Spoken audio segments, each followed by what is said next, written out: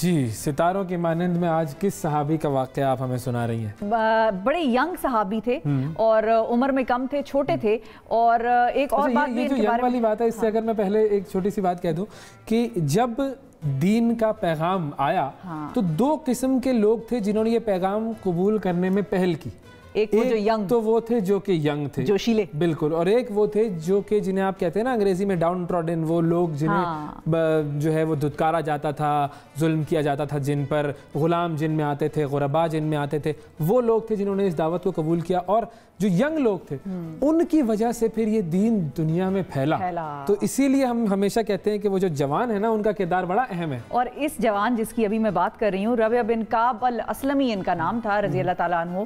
اور اب یہ سوچتے کیسے ہیں صحابی، سوچا کیسے کرتے تھے، یہ آپ ذرا اندازہ لگائیں اس واقعے سے کہ ان کی سوچ وہیں سے شروع ہوتی تھی جہاں سے نبی اکرم صلی اللہ علیہ وآلہ وسلم تھے، اور وہیں پر ختم ہو جاتی تھی جہاں نبی اکرم صلی اللہ علیہ وآلہ وسلم تھے.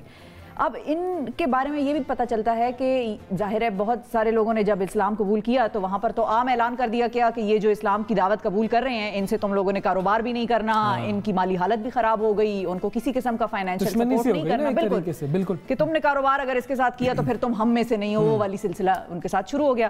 تو ربیعہ بن کعب الاسلمی جو تھے وہ ظاہر جوان بھی تھے اور مالی حالت بھی ان کی بڑی کمزور تھی، اور اس حد تک کمزور تھی کہ وہ وہیں پر نبی کی مسجد، نبی صلی اللہ علیہ وآلہ وسلم کی مسجد ہی میں رہتے تھے. ان کا اپنا گھر بھی کوئی نہیں تھا اور کسی قسم کا کاروبار اور کوئی ایسی چیز نہیں تھی، یہاں تک کہ ان کے جسم پہ کپڑے بھی نہیں ہوتے تھے. اس حد تک ان کی مالی حالت کمزور تھی، اور وہیں اسی مسجد میں وہ رہتے تھے، وہیں کھانا پینا کرتے تھے. لیکن وہ کہتے تھے کہ بھائی غلام میں نبی کا ہوں، نبی اکرم صلی اللہ علیہ وآلہ وسلم کا غلام ہوں، اور مسجد کی پچھلی والی صفوں میں پائے جاتے تھے زیادہ، کیونکہ ظاہر ہے ان کی حالت اس طرح سے تھی کہ وہ کہتے تھے کہ میں آگے نہیں آنا چاہتا.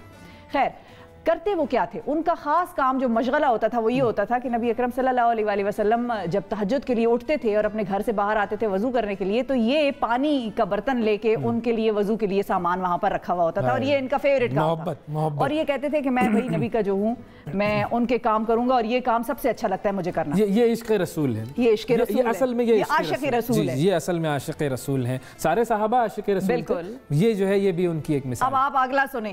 جی، اب ایک دن وضو کروا رہے ہیں، وضو کرنے کے لیے نبی اکرم صلی اللہ علیہ وآلہ وسلم نکلے ہیں، پانی کا جو مشکیزہ ہے یا جو بھی انہوں نے پکڑا ہوا ہے اور وہ وضو کر رہے ہیں. تو انہوں نے ظاہر ہے ان کی طرف نظر ڈالی، ان کو دیکھا کہ ظاہر ہے ان کے تن پر کپڑے نہیں ہیں اس طرح سے اور حالت بڑی خراب ہے. تو انہوں نے پوچھا کہ تم کیا چاہتے ہو؟ میک اے وش، جس کو انگریزی میں ہم بچوں کو کہتے ہیں نا، make a wish, today is your birth day. تو انہوں نے ان سے پوچھا کہ تم کیا چاہتے ہو دنیا میں، تم مجھے بتاؤ. تو انہوں نے کہا کہ میں آپ کے ساتھ جنت میں آپ کا کمپینین، آپ کا ساتھی ہونا چاہتا ہوں جنت میں، یہ میں چاہتا ہوں، یہ خواہش ہے، یہ میری خواہش ہے. اب نبی اکرم صلی اللہ علیہ وآلہ وسلم ان کو دیکھ رہے ہیں اور وہ سوچ رہے ہیں، اور انہوں نے دوبارہ ان سے یہی سوال کیا، اور اس دفعہ سوال کرنے کا طریقہ اس طرح سے تھا جس طرح سے وہ کہہ رہے ہوں کہ ٹھیک ہے وہ تو بات آخرت کی ہے، لیکن یہاں پر بتاؤ کہ دنیا میں کیا چاہتے ہو. انہوں نے دوبارہ سے کہا کہ میں دس از آل واٹ آئی وانٹ، میں یہی چاہتا ہوں کہ جنت میں آپ کے ساتھیوں میں شمار ہوں اور میں آپ کے ساتھ ہوں، میں یہی چاہتا ہوں. میری یہی مطلب آپ دیکھیں کہ ایک شخص کے تن پہ کپڑے نہ ہوں اور آپ اس سے پوچھیں، بھئی وہ ہوتا ہے نا بل گیٹس سے کوئی پوچھے، بل گیٹس کسی سے پوچھے کہ بھئی آپ کو کیا چاہیے، آپ کو پتہ ہے بل گیٹس کے پاس دنیا کی بڑی دولت ہے، اربوں پتی ہے اور چیک بک ہاتھ میں لیے کھڑا ہے اور آپ کو سب کچھ دے سکتا ہے، اور آپ اس سے کہیں کہ مجھے کچھ بھی نہیں چاہیے. بالکل. تو یہ عالم تھا ان کی محبت کا، اور یہ عالم تھا ان کے عشق رسول ہونے کا کہ ان کو چاہیے ہی صرف عشق تھا رسول اللہ صلی اللہ علیہ وسلم کا، انہی کی محبت کا. اچھا، اور یہ بھی وہ آخرت کا منشا ہے نا، دنیا میں کوئی چیز نہیں چاہیے. تو اب ہم اگر اپنے آپ کو ذرا تھوڑا سا کمپیریزن کرنے کی کوشش کریں، ہم کیا چاہتے ہیں؟ دنیاوی مال، دنیاوی دولت، دنیا میں عزت، مرتبہ، جاہ و جلال، سب ہمارے دنیا میں گھوم رہا ہوتا ہے ادھر ہی. ہاں، اور اسی کے لیے محنت کر رہے ہوتے ہیں. یہ جو ہم کر رہے ہیں یہ کس لیے کر رہے ہیں؟ ہم اپنے اوپر رکھ کر بات کریں، دنیا کی بات چھوڑ دیتے ہیں. ہم جو کچھ بھی کر رہے ہیں، میں جو کچھ بھی کر رہا ہوں، اویس جو کچھ بھی کر رہا ہے وہ سب دنیا کے لیے کر رہا ہے. اویس جو کچھ بھی کر رہا ہے وہ آخرت کے لیے تو نہیں کر رہا.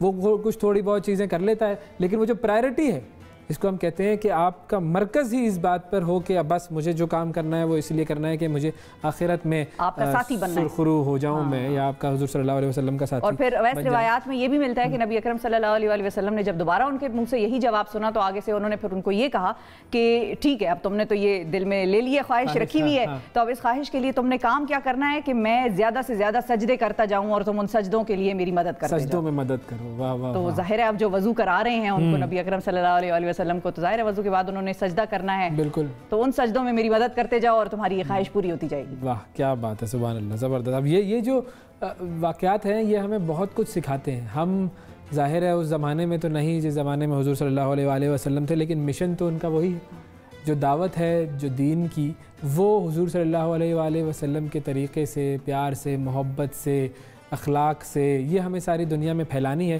یہی ایک مسلمان کا مقصد ہے، اور آپ جس بھی کیریئر میں ہوں، جس بھی کام میں ہوں، یہ سوچ کر وہ کام کریں کہ کیا یہ کام جو میں کر رہا ہوں یہ حضور صلی اللہ علیہ وآلہ وسلم کو اور اللہ تعالیٰ کو یہ پسند آئے گا یا نہیں۔ جب میری ان سے انشاءاللہ جب ملاقات ہوگی تو اس وقت کہیں ان کے چہرے پر ناگواری کے تاثرات تو نہیں آ جائیں گے کہ یہ دنیا میں تم کیا کر رہے تھے۔